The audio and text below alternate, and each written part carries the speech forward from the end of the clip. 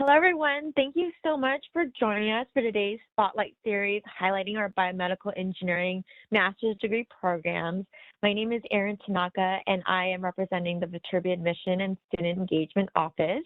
And I'm very happy to have with me today Professor Sheng, who will be talking about our master's degree programs as well as giving some information about the Department of Biomedical Engineering.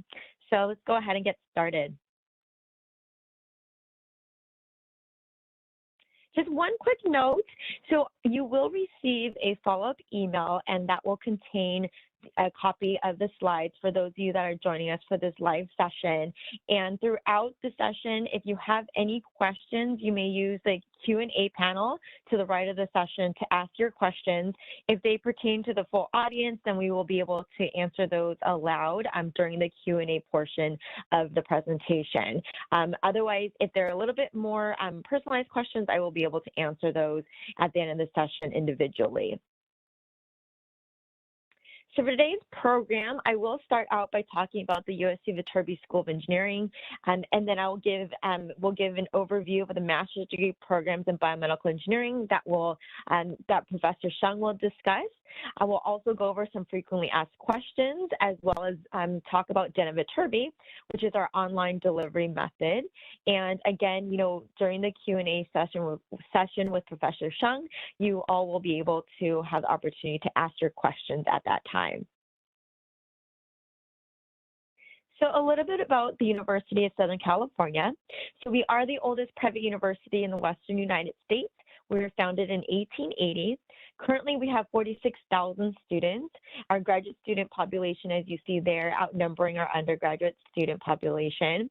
We have over 4,700 full-time faculty members, and that does not include many of the adjunct faculty that come from a variety of different industries and fields that really bring their expertise to the classroom.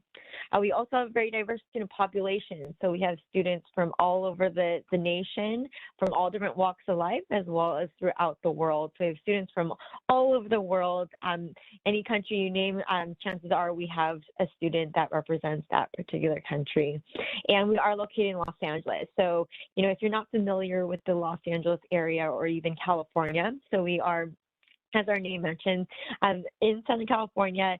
We're about a 10 to 15 minute drive from the downtown Los Angeles area and surrounded by lots of exciting things, whether you're interested in, of course, engineering and tech industry, but also the entertainment arts, as well as numerous job opportunities in the surrounding areas. But, beyond Southern California and Los Angeles, USC is very well known to have very strong connections with multiple companies and organizations. And so, our students are highly sought out as a whole.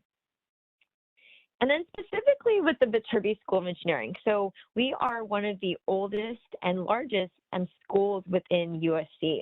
So we are comprised of 8 academic departments, one of which is our Department of Biomedical Engineering, which of course Professor Sheng will discuss in a bit. And our student population, so we have over 5,400 graduate students, and that includes our master's degree students, both online and on campus, our graduate certificate students, as well as our PhD students. And tied to our PhD students, we are also a leader in funded research. So we have over 35 research centers. And so there is, at any given point, a variety of very exciting research opportunities, activities, including those going on within the biomedical engineering department. And in terms of our faculty members, so we have 189 tenure track faculty members, and we have 33 National Academy of Engineering members. We also have over 90 National Science Foundation Career, National, and Presidential Young Investigator awardees. And so specifically with Professor Sheng, I'm very excited again to have him join us today. And he is our department chair of the Biomedical Engineering Department. He also earned his PhD in electrical engineering from the University of Washington. He also won numerous awards such as the IEEE Biomedical Engineering Award, as well as the Engineering and Medicine and Biology Society Professional Career Achievement Award. He also won the American Institute of Ultrasound and Medicine Pioneer Award in Basic Science, and he also is a Viterbi School of Engineering Senior Research Awardee as well. So Professor Shang, thank you again so much for joining us. So now just some frequently asked questions. So the first is, can you provide more information about the Department of Biomedical Engineering at USC Viterbi?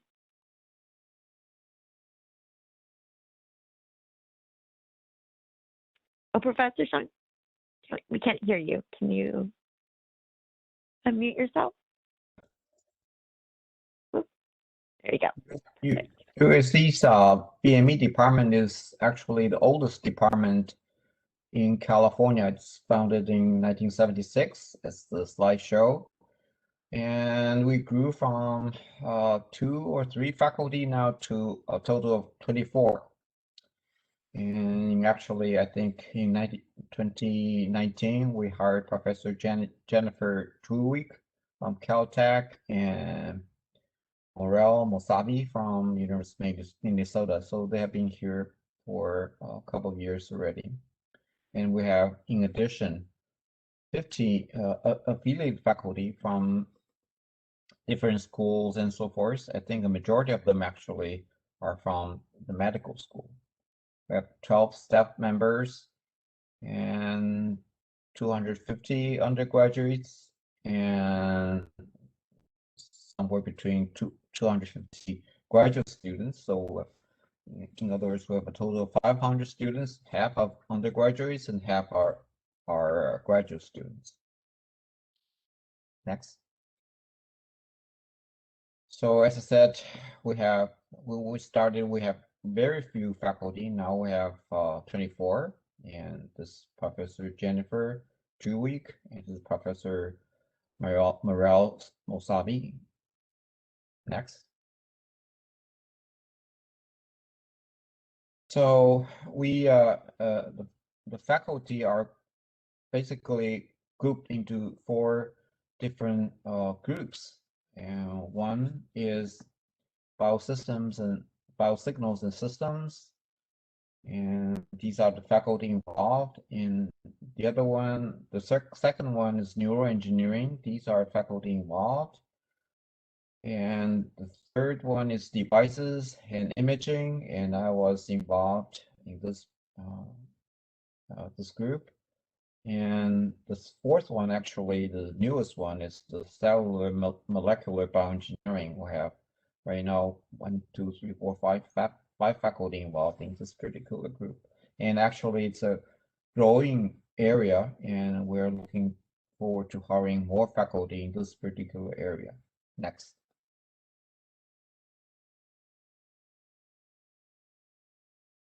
And these are some of the exciting events that has been happening in the department. We have refurbished this instructional lab. It's on the second floor of our building, DRB Denny Research Building, and it's used for multiple purposes, for senior projects and for lab instructions and so forth. It's well equipped with state-of-art instruments. And then we have a wet lab, and that is instructional lab for a few courses that was they were started recently, and so that's located in Bigler Hall of Engineering. And we also hired full-time technician to run these labs. And another exciting thing is the School of Engineering has this makerspace, about 8,000 square feet, which is devoted for project design and fabrication for students. And also fortunate that we, as in BME, we have our own makerspace, and that was made possible by donor. And so what it means is that if students have interest in making gadgets, devices, or carry out some sort of experiments, They can do that during off hours, during weekends and so forth. And actually, the lab is supervised by a technician as well. Next. And these are noteworthy biomedical engineering events or news. And one of them is one of our senior members, Professor Basilis Morales, received a 5-year grant from NIH, $10 million. It's actually a joint venture among USC and 3 other universities, and Professor Yongji Chong received 2019 IEEE Nanomedicine New Investigator or New Innovator Award. And Professor Alice Mann and Dang Song received 5-year $6 million grant from NIH on Brain Initiative. And another exciting news is that one of our faculty member, Professor Scott Fraser, actually was named to be a member of the National Academy of Medicine recently. That's quite an honor. Next. So another question is, it's just, what are the master's degree programs that we offer within the biomedical engineering? And then if you could explain the differences between the specializations offered, that would be great. Okay. So we offer 3 different BME master degrees in BME. One is master in biomedical engineering, which is more general. And the newest actual addition in the master program is the biomedical data analysis and analytics. That's because the new surge of interest in data science and so forth. So Professor Morales and Professor Gu initiated this new program. I think we have somewhere between, I think, 10 to 15 new students enrolled in this program already. And then we have the Master of Science in Medical Imaging and Imaging Informatics for people who are more interested in specialized medical imaging or imaging informatics area. They can pick this track. That's because in this track, the students are encouraged to take courses more oriented toward this specialty. And then we have the 4th one, which is a master degree in medical devices and diagnostic engineering that is more oriented toward device development. And of particular interest is actually this program emphasized quite strongly the regulatory issues in biomedical device industry, because all biomedical devices have to be approved by FDA before they are marketed and so forth. And so in this particular area, I think US is very strong because we actually offer a couple courses in regulatory affairs. Next. So different courses are required for different tracks and so forth. You can tell from the list.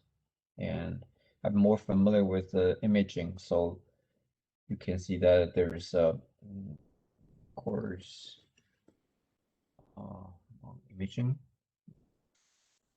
This is just for more general track. Okay.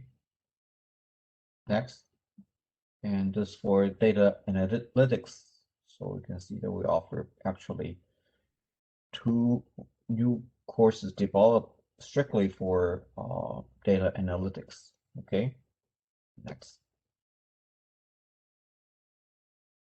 And so if you are interested in imaging, as I said before, that is, if you are interested more in a particular track, then you are encouraged to take courses related to this particular track. So for imaging, you can see that you are encouraged to take medical imaging courses and so forth, and image processing course and so forth. Next. And this is Master Science in Medical Devices and Diagnostic Imaging. And I think, yeah, you can see that there's course on medical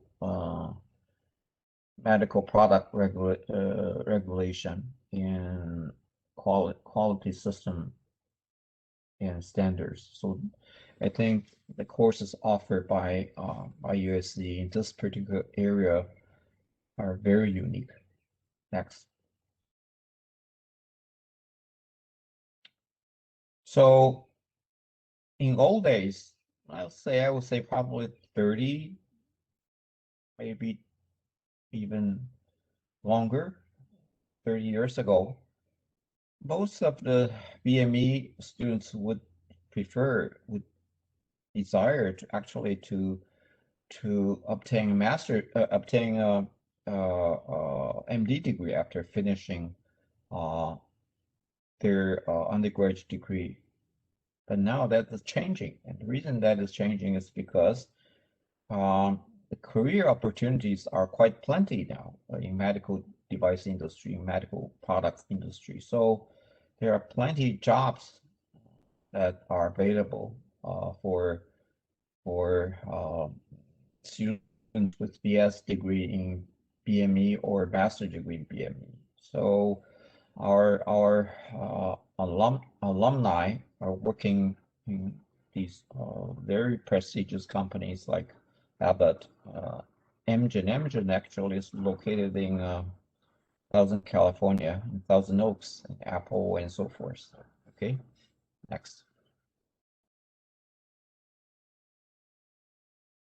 Okay, thank you so much, Professor Shang, for that, all of that insight. Really appreciate it. Pleasure. So next question that we have is, can I pursue a master's degree fully online on a part-time basis? And so I'll be able to answer these questions now. And so the answer is yes. So, as you can see here by the little screen indicated, all of these programs are offered online via Dana Viterbi, and they're the same programs that are offered on campus as well. So we have our Master's of Science in Biomedical Engineering, which is our general program. And then we also have the MS in Biomedical Engineering, Medical Imaging, and Imaging Informatics, as well as the MS in Medical Device and Diagnostic Engineering. So in terms of the course delivery method, so, as I mentioned, the courses are offered both online and on campus. But in terms of on-campus students, because I know that, there are some of you that are interested on campus, some of you interested online, as well as those that are undecided. So for on-campus students, they tend to be full-time, and they tend to also take at least 2 courses per semester, sometimes up to 3 to 4 courses, depending on their course plan. And typically they take 1.5 to 2 years to complete. In the case that they take 1.5 years to complete their degree, that often involves taking courses during the summer.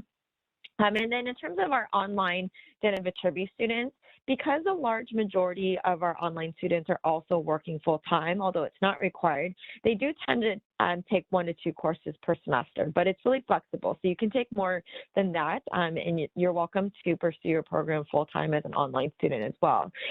Also, because, on average, because they're taking 1 to 2 courses per semester, they tend to double up at some point and are graduating about 2.5 to 3 years to complete their degree on average.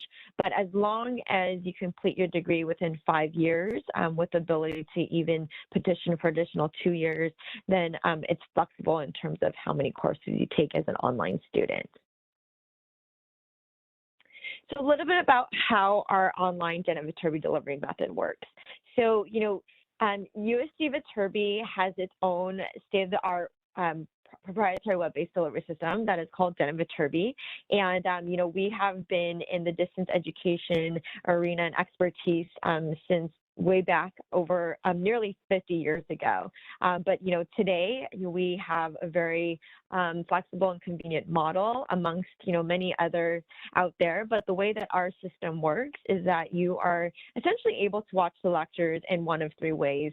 And so the first is that you can watch the lectures live as they're happening on a normal basis on USC's campus. And so the good thing about that is that you'd be able to ask questions. You could actually call in during the live sessions. You can also chat your questions similar to this session. In addition, though, we recognize that sometimes students are not able to attend the live lectures because of maybe work obligations or personal obligations, or maybe just in a different time zone. We do have students from all over the world. And so for that purpose, we also offer the ability to watch the lectures through the course recordings. And so each of the Dena Viterbi courses are offered through the course archives. So after the lecture takes place until the end of the semester, those recordings are available. So we do have students that only watch the recordings and are watch them asynchronously on their own time. And it's also a very great studying tool for them. In addition, for those that are in the Los Angeles area or, ever visit or travel to that Los Angeles area, they are also welcome to come to USC's campus. Once the campus is back open safely and students are able to attend lectures on campus, they will be able to also come to class as their schedule allows, although it's not required whatsoever to step foot on USC's campus as an online student. But our online students have the same exact access as our on-campus students. And in terms of exams, so on a normal basis, students that are located in Los Angeles, Orange, or Ventura counties would take their exams on USC's campus. Otherwise, they would take their courses from a variety of different options and proctoring centers. We do have a dedicated Dena Viterbi exam proctor coordinator that does assist with determining the location that is most convenient for wherever you work or live. And so they also can assist if you're ever traveling for work, and as long as you let them know well in advance, they can help find a location that is convenient. So you take your exams around the same time as the students, or as close to the time the students take their exams on campus. So this gives you a side-by-side comparison of a Dena Viterbi online student versus an on-campus student. So in terms of admission, the application required materials are exactly the same. There's no difference whatsoever. And in the weekly course lectures, as I mentioned, online students have essentially three options, whereas on-campus students are expected to attend all lectures on campus. And they have access to the course recordings, but only if there's a Dena Viterbi student in the classroom. In terms of assignments, exams are exactly the same, no difference there. We talked about courses per semester. Degree completion requirements, 27 to 37 units with a 3.0 GPA or above. And because there's no difference in terms of the admission, assignments, exams, graduation requirements, et cetera, there's no distinction on a diploma whatsoever, whether you're an online versus an on-campus student. You're earning the same exact degree and the same exact diploma, whether you're online or on campus. So just some additional information. So in addition to being able to formally apply towards a degree program, we do have what's called the limited status enrollment option. And this is for those that have an undergraduate degree in engineering, math, or science from a regionally accredited institution. And you must have a cumulative GPA of at least a 3.0 and a 4.0 scale. And so this allows those students to get a jump start with taking courses as early as this coming summer term. And what it allows you to do is before applying for formal admission, you could get started. You can take up to a maximum of 12 units as a limited status student, but it is important that, if you are planning to formally pursue a master's degree or grad certificate program, that you still have to formally apply for that program, because limited status does not guarantee formal admission.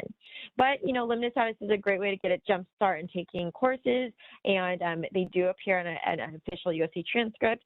So if you would like to get started as early as summer 2021, which starts in May, we do encourage you to complete the Dena Viterbi profile, which you see there. And in addition, we have We do have a Dental Derby scholarship, but we also have an employer reimbursement deferment opportunity, and that's for those students whose companies pay for their tuition or reimburse them for tuition, but rather than paying out of pocket before the start of the term, the employer reimbursement deferment program allows you to defer your upfront payment of up to 90% of tuition until after the semester is over, but you would need to make sure that you follow the steps indicated there as well. So another question is, I've decided to apply towards a master's degree program. How do I get started? So you would first and foremost want to review the application criteria for the particular master's degree program. Now, keeping in mind that the admission requirements can change over time and they do vary by individual programs. So you do want to make sure that you consult the individual program page or pages of the programs you wish to apply for. But overall, an undergraduate degree in engineering, math, or science from a regionally accredited university is required. During the application process, you would need to submit and upload copies of your official transcripts. To be competitive, although it's not required, we do recommend a cumulative undergraduate GPA of at least a 3.0 on a 4.0 scale. But again, it's recommended, not required. And in terms of the GRE, so for the fall 2021 semester, the GRE is not required due to the current pandemic and challenges of taking the GRE. So, if you're interested, though, in applying for a future term, you will need to clarify the GRE requirement for that term, and we will announce, the GRE update and whether or not it is required in the future. Also, in addition, a CV resume is required. The statement of purpose is also required, as well as 3 letters of recommendation. Again, it is important to make sure that you consult the individual program pages. And then for TOEFL, so for international applicants, the TOEFL may also be required as well. So just to reiterate too, and this kind of just shows you how you can find the application requirements for admission requirements for the individual degree programs. So you'll go to the program page and you will look at the application information tab, and it will indicate the application requirements as well as the eligibility requirement. So in addition, you'll want to make sure you confirm the application deadline. So for on-campus, those that wish to pursue on-campus, the fall 2021 scholarship and final deadline has passed. However, if you wish to apply or if you wish to pursue your program completely online via Dental Derby and do not require a student visa, we do offer an application extension deadline for online students.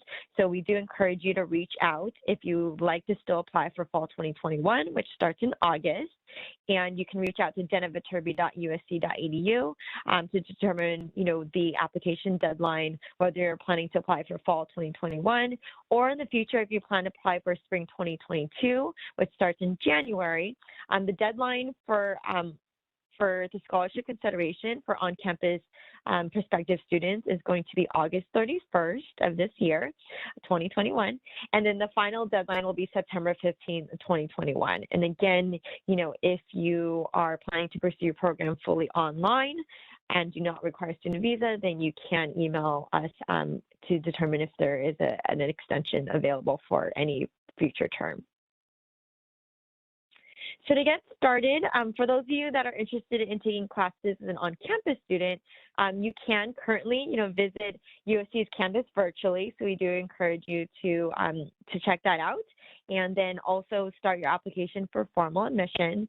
And then those that are looking to apply and start taking courses as an online Dental Derby student, again, you can start your application. We encourage you to do so as early as possible.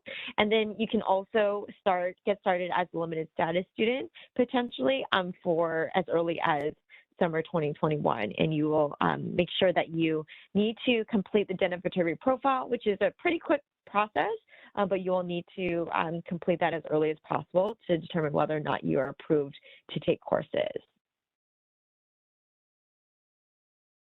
All right, so now is the opportunity to ask any questions, whether for Professor Chung as well as myself.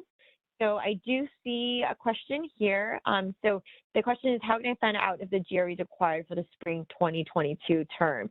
And so the answer is that, currently we do not have an update for spring 2022, but we will have that update within the next, few months ahead. But we will make that announcement in terms of, whether or not the GRE is required or waived in the future.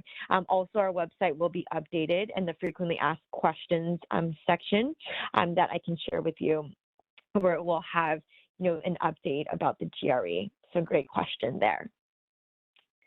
So another question, this goes out to Professor Sheng.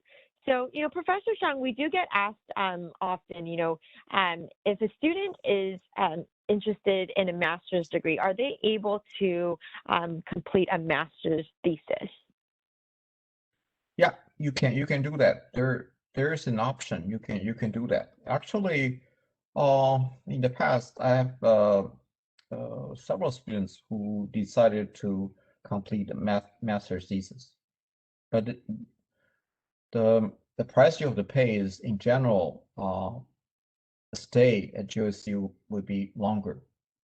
Maybe it's going to take 2 years to complete a thesis. Gotcha. Great. And, how does that work? Would you work with a faculty member specifically, and would that replace coursework? No, in addition, that means in addition to coursework, you have to complete a thesis.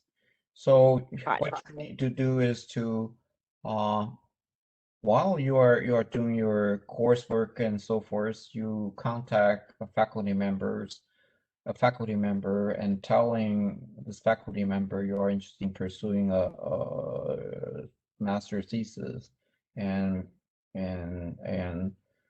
ask the faculty member whether they're willing to take you up as a student. I think in general, it's my impression that the faculty are very much willing to serve as a thesis advisor, because what it means is that you are going to produce something useful for faculty's research program and so forth. So it's mutually beneficial. Great, thank you.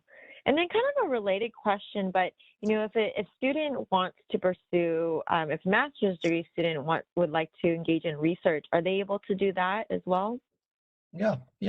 I think that faculty are always willing to take students if there are spaces open in the lab and so forth, because what it means is that students will be produce some sort of results for the faculty's lab. In the meantime, the students will be able to gain lab experience and so forth. So most of the time, I would say that the faculty would welcome master students to take part in their lab activities. Great, thank you. I think the last question I have is, we do have a number of students that, that will debate between specialization. So, what would you say would be kind of do you have any tips in terms of, deciding which specialization to go for? It all depends on your interests, and I think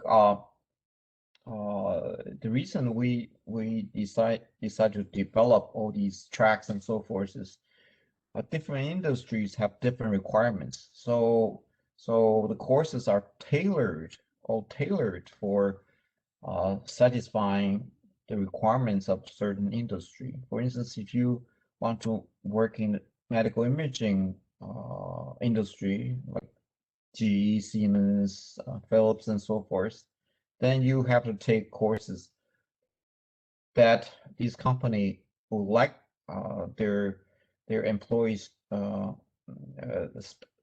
training that the companies would like to have their employees have. For instance, in medical imaging, then you have to maybe take courses in image processing, in imaging physics, in imaging equipment, and so forth. So that's why we tailor the track to to allow the students to have expertise and training in that particular area. Perfect. That's really helpful. Yeah. All right. So I think that's it for the questions today. So, for those of you that are joining us for this session right now, if you have any questions, feel free to continue to use the Q&A panel and we can answer those. But if you don't have any questions right now, we do encourage you to reach out to the respective email addresses. So for on-campus prospective students, viterbi.gradadmission@usc.edu. USC.edu, and then Den Viterbi online students, den@viterbi.usc.edu goes to myself as well as my colleague Megan Balding, so we will be able to answer your questions. And if you would like to chat over the phone, we do encourage you to email us, and then we can set up a time to discuss your questions. But I wanted to thank everyone for joining the session, and of course, thank you so much, Professor Sheng, for really providing your expertise and your tips and guidance. We really appreciate you taking the time out of your very busy day. So thank you so much. Okay. And so of course. Well, have a great rest of your day, everyone. Take care, and as we see at USC, fight on. Bye.